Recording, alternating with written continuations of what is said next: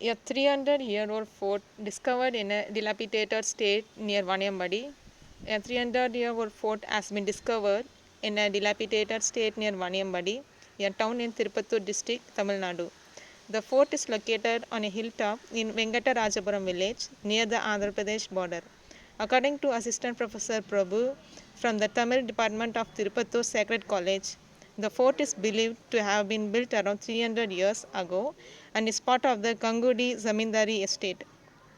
The fort surroundings feature a 4-foot wide compound wall, and its architecture suggests that it was constructed using granite, lime plaster, and baked bricks.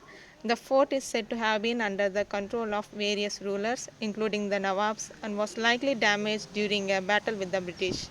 The fort features a cannon platform, bunkers, and other structures that are now in a state of disrepair.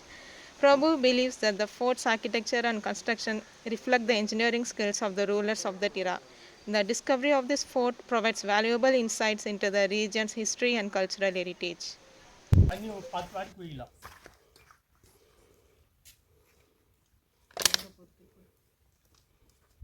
போடு போடு.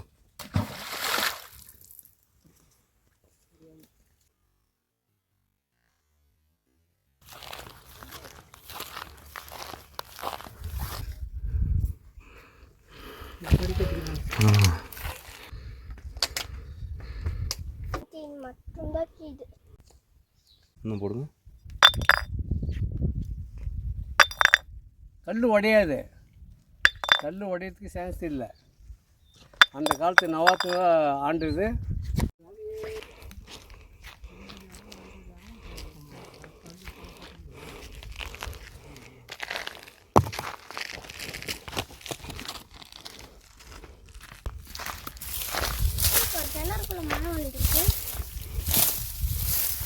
இந்த பாரு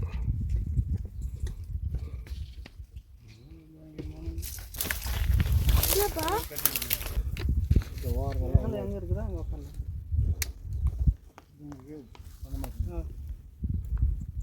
ஒரு 5 நிமிஷம் உட்காந்துட்டு அப்புறமா ஐயா நீ அவ்வளோதானா?